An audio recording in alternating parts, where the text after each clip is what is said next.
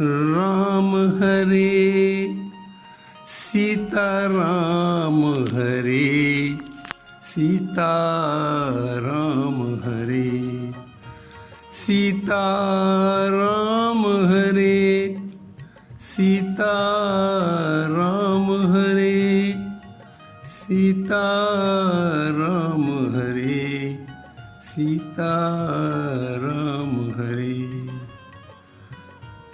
संत मन को समझाते हुए कहते हैं, मन को प्रेरणा देते हुए कहते हैं कि हे मन, तू संसार में आकर व्यर्थ के कामों में मत लग, भगवान का भजन कर, नहीं तो बाद में केवल पछताना ही पछताना रह जाए। कि मन पछतइए, अरे मन तू बाद में पछताएगा। कि मन पछतइए अवसर बीते, अवसर बीते। मन पछतइए अवसर बीते, दुर्लभ देह पाई हरि पद भज। अरे इस मनुष्य शरीर जो दुर्लभ है, मिल गया है, ये बार बार नहीं मिलेगा। ये दुर्लभ देह पाई हरि पद भज। तो क्या करो इस मनुष्य शरीर पाकर, भगवान के चरणों का ध्यान करो, उन्हीं का भजन करो। अरे दुर्लभ देह पाई हरि पद भज, करम बचन अरुहिते, करम बचन अरुहिते। मन पछतइए, अरे मन पछतइए अवसर बीते, अवसर बीते। कुछ भक्तों ने तुलसीदास जी से कहा, बाबा आपने तो अपने रामचरितमानस में मनुष्य शरीर की बड़ी महिमा गाई है कि नर्तन सम नहीं कवन्यु देही, जीव चराचर जाचत तेही। कि नर्तन सम, अरे मनुष्य शरीर के बराबर कोई शरीर नहीं है। नर्तन सम नहीं कवन्यु देही, कवन्यु देही। तुलसी बाबा बोले, हाँ लिखा तो है और सत्य है कि इस सृष्टि में 84 लाख योनियों में मनुष्य शरीर ही सबसे श्रेष्ठ शरीर है। नर्तन ही सबसे सुंदर शरीर है, और नर्तन तो इतना भाग्यशाली है कि इसको पाने के लिए स्वर्ग के देवता भी तरसते हैं। कि बड़े भाग मानुष तन पावा, ये शरीर मनुष्य शरीर सत्कर्मों का फल है, पुण्यों का फल है। कि बड़े भाग जो हमने पूर्व जन्म में पुण्य किए हैं, सत्कर्म किए हैं, उसका फल ही भगवान ने मनुष्य शरीर में दिया है, मनुष्य शरीर बनाकर भेजा है। तो इसलिए ये मनुष्य शरीर बहुत भाग्यशाली है, बड़े भाग्य से मिलता है, बड़े पुण्य से मिलता है। कि बड़े भाग मानुष तन पावा, असुर दुर्लभ सब ग्रंथन गावा। मनुष्य शरीर की महिमा सुनकर भक्त बोले, बाबा आप नर्तन की इतनी महिमा गाते हैं, लेकिन हम लोग संसार में देखते हैं कि जन्म लेते ही बच्चा दुख भोगने लगता है और फिर उसका पूरा जीवन किसी न किसी कष्ट को ही पाता रहता है। वो कभी सुखी नहीं दिखाई देता है, और आप नर्तन की इतनी महिमा गा रहे हैं। तुलसीदास जी बोले,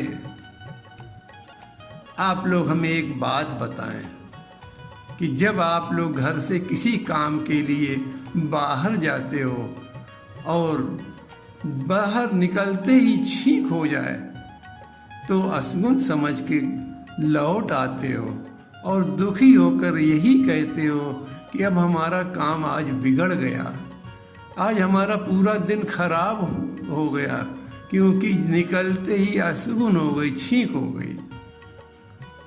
भक्त बोला, हाँ बाबा ये बात तो बिल्कुल सत्य है, छींक तो असगुन है, छींक तो काम बिगड़ने का सूचक है।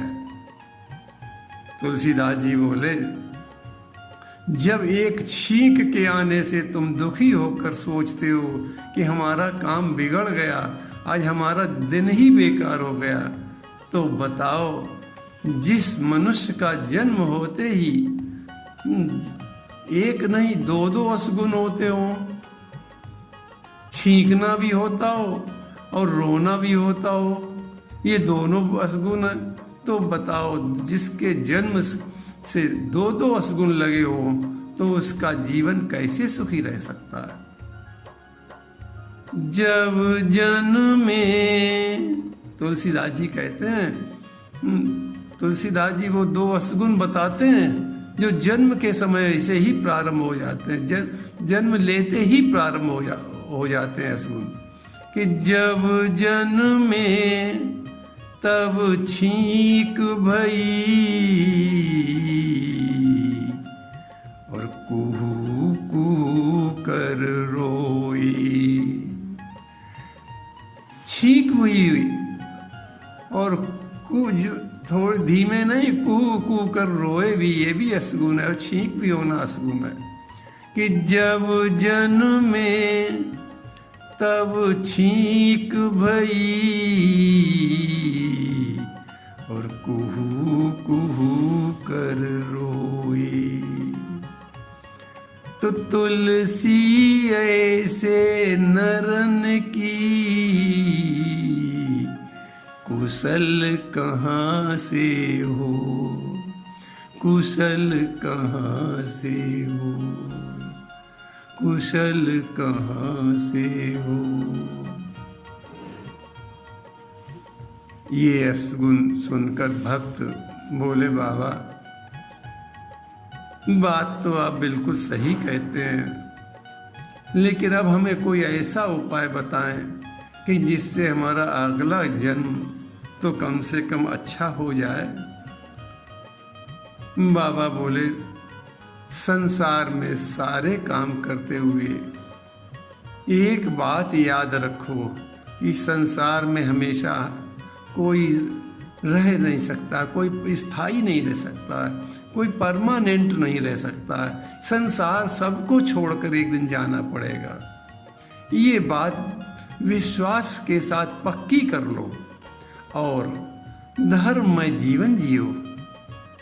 संत महापुरुष भी बार बार हमें समझाकर सचेत करते हैं कि जगत में, संत समझाते कहे हैं और कहते हैं कि जगत में कोई न परमानेंट, जगत में कोई न परमानेंट। यहाँ परमानेंट कोई नहीं रह सकता है, संसार तो छोड़ना ही पड़ेगा और शरीर भी छोड़ना पड़ेगा। तो इसलिए संत क्या कहते हैं कि जगत में कोई न परमानेंट। तेल चमेली चंदन साबुन चाहे लगा लो सेंट। कुछ भी शरीर में लगाओ, लेकिन ये शरीर तो छोड़ना ही पड़ेगा एक दिन। तेल चमेली चंदन साबुन चाहे लगा लो सेंट। जगत में कोई न परमानेंट। और ये संसार है कैसा, जैसे हम रेस्टोरेंट में जाते हैं आते हैं, कोई जा रहा है, कोई निकल रहा है, कोई अंदर प्रवेश कर रहा है, कोई बाहर निकल रहा है, कोई हमेशा रेस्टोरेंट में नहीं रहता। ऐसे ही संसार का हाल है। आवागमन लगा इस दुनिया में। इस संसार में कोई जन्म ले रहा है तो कोई संसार छोड़ कर जा रहा है। आवागमन लगा इस दुनिया में। जगत है रेस्टोरेंट, जगत है रेस्टोरेंट। संत कहते हैं तुमने बड़ी बड़ी इमारतें बनाई यहाँ आकर, और उनमें रहकर बड़े सुखी महसूस करते हो, और बड़े बड़े दुख भी उठाते हो उन्हीं में रहकर। ये बड़ी बड़ी इमारतों से मोह छोड़ दो, एक दिन ये सब छूट जाएंगी, सबको छोड़कर जाना पड़ेगा। तो संत क्या कहते हैं कि अंत समय में उड़ जाएंगे तेरे तंबू टेंट, तेरे तंबू टेंट। जगत में कोई न परमानेंट, जगत में कोई न परमानेंट। संत कहते हैं कि हरिद्वार जाओ, चाहे मथुरा जाओ, काशी जाओ, कहीं घूमने जाओ, यदि राम को छोड़ कर जाओगे तो सारे तीर्थ बेकार हैं। हरिद्वार हरिद्वार चाहे मथुरा काशी, घूमो दिल्ली कैंट, घूमो दिल्ली कैंट। यहाँ न कोई परमानेंट। अरे हरिद्वार चाहे मथुरा काशी, घूमो दिल्ली कैंट। मन में नाम राम का राखो। संत शिक्षा देते हैं कि मन में नाम राम का राखो। चाहे पहनो धोती या पैंट, चाहे पहनो धोती या पैंट। जगत में कोई न परमानेंट। हम ही आप नहीं जाएंगे, बड़े बड़े ऊंचे पदों पर बैठने वाले भी एक दिन चले जाएंगे। संत कहते हैं कि राष्ट्रपति या जनरल कर्नल, चाहे हो लेफ्टिनेंट, चाहे हो लेफ्टिनेंट। जगत में कोई न परमानेंट। क्या होगा अंत में? काल सभी को, अरे काल सभी को खा जाएगा। काल किसी को छोड़ने वाला नहीं है। काल सभी को खा जाएगा, लेडीज हो या जेंट, लेडीज हो या जेंट, जगत में कोई न परमानेंट, जगत में कोई न परमानेंट। इसलिए संत अंत में समझाते हुए कहते हैं कि क्या करो, साधु संत की, अरे साधु संत की संगत कर लो, संगत कर लो, ये सच्ची गवर्नमेंट, जगत में कोई न परमानेंट, जगत में कोई न परमानेंट। अंत में कवि कहता है कि लाल सिंह कहें, अरे लाल सिंह कहें इस दफ्तर से,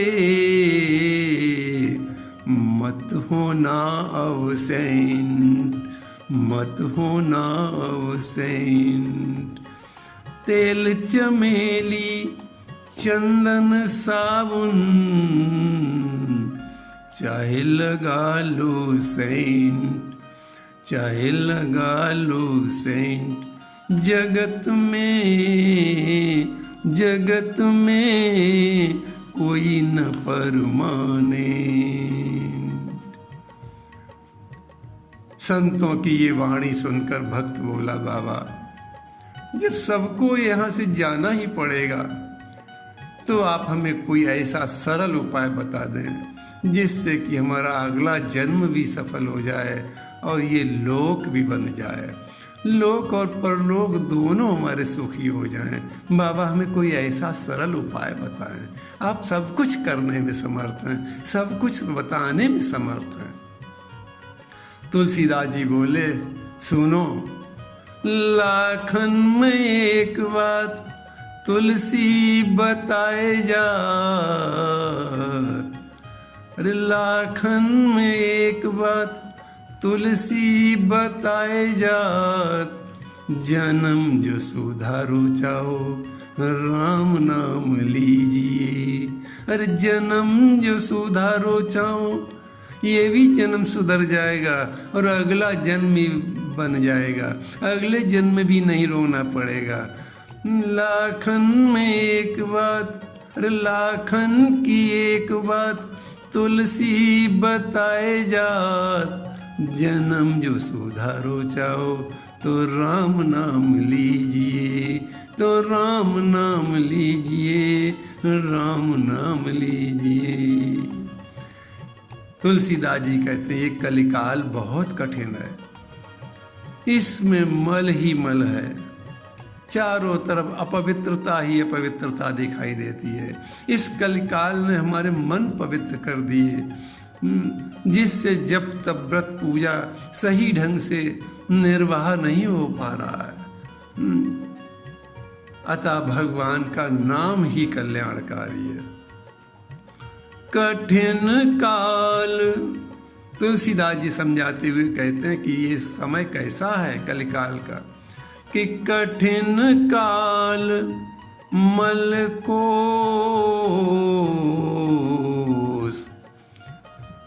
धर्म न ज्ञान न जोग जप,